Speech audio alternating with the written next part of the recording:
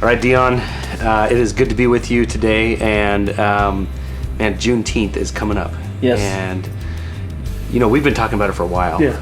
And I just thought that it would be good to just have a conversation and kind of help people understand, maybe learn a little bit. Right. And plus, it's just fun talking with you. Yeah. You know what I mean? Absolutely. So maybe tell me just Juneteenth. What is it? I mean, it's funny how you can talk to people and they're like, I've heard of it, but I don't know. Right. So I would say, if I was just explaining Juneteenth to somebody, I would say that on January 1st, 1863, when the Emancipation Proclamation was signed into law, the activation of that law didn't happen everywhere in the United States until 2 years later. And so the last state was Texas, in the most western part of the state. And these black slaves, they hadn't heard anything about them being free. And so 2,000 Union soldiers were going through the state of Texas and making sure everybody knew, hey, you guys are free, you guys are free. One of the things that happened that kind of blocked the freedom of all African Americans is that there were states that were that were Confederate strongholds, and Texas was one of them.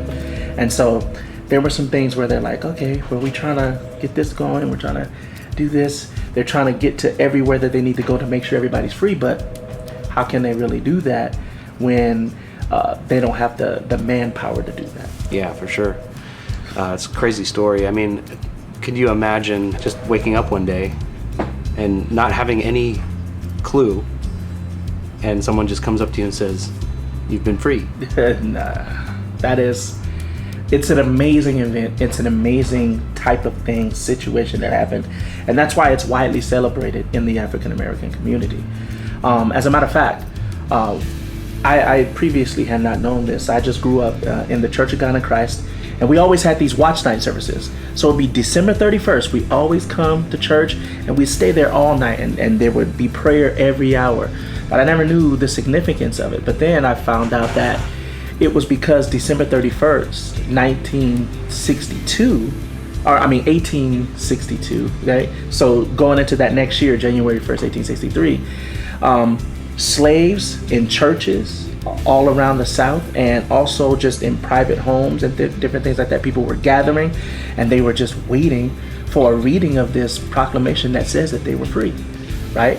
And so in some of the states that had the Union soldiers, which there were a lot of African American Union soldiers, they were immediately given that information. But it was just great to find out why I had been going to church on December 31st and spending all night there, and that really made sense to me. Like, oh, that's why we're praying all night. That's why we're, hey, God, please let us be free. We're always praying for, our nation and our people and just everywhere and everything, but that was a really bright moment for me, finding that out about a watch night service, because cool. I've been growing up doing it. Yeah, that's so cool. And you just kind of segues right into the next question that I have for you is why should churches kind of get behind this? Why should they be informed and even participate in Juneteenth? Well, first of all, I would say this. I would say that it's a part of American history, right?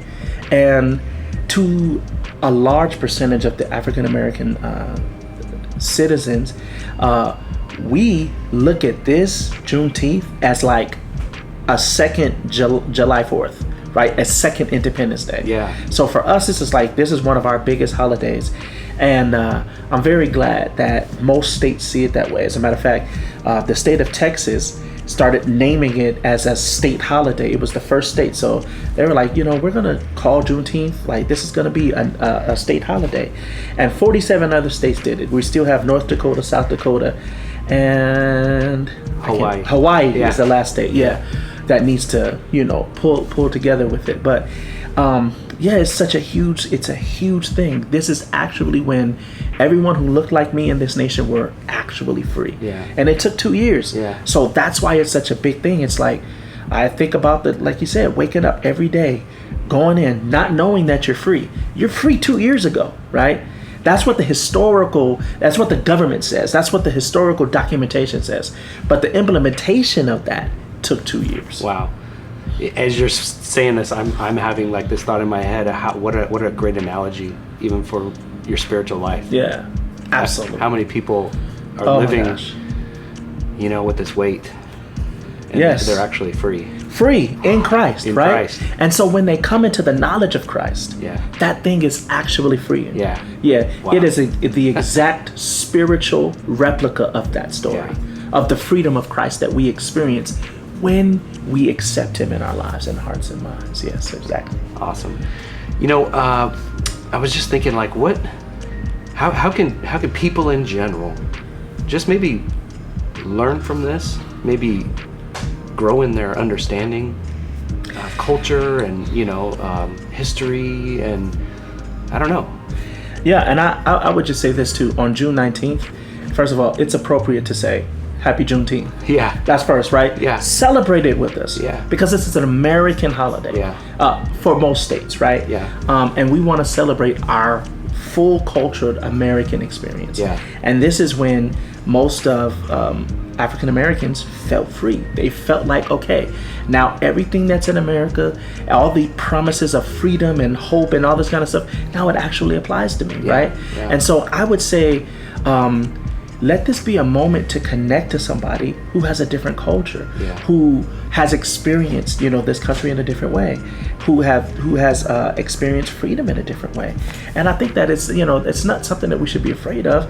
It's something that we should be enjoying about the conversations and looking at each other and going, hey, what can I learn from this? What can I learn from this experience? Well, one of the things we can learn is that when a law goes into effect, there are going to be people who might not feel the effects of that law until later on, right? Yeah. And what can we do to resolve those types of issues, Yeah. right? Yeah. And so there's going to be a whole bunch of people who don't have access to internet. There's going to be people who don't have access to any and everything that's going on. And so just understanding that, hey, this was a whole group of people, 250,000 people Wow. in one day Wow. were free. Yeah. Imagine That's crazy. that in the state of Texas. It's just imagine, like those sheer numbers. That is mind-boggling. Yeah.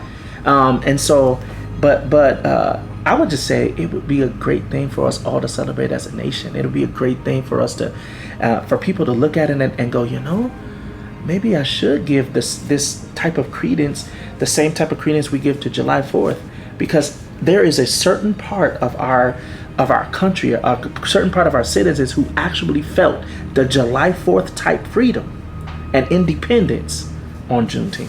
Yeah, that's awesome. Yeah. Well, man, thank you for your time. Absolutely. And just love having these conversations. Love you. Love having these conversations. Let me be the first to say Happy Juneteenth. Yes, sir. All right. Thank you so much. Thank you. All right.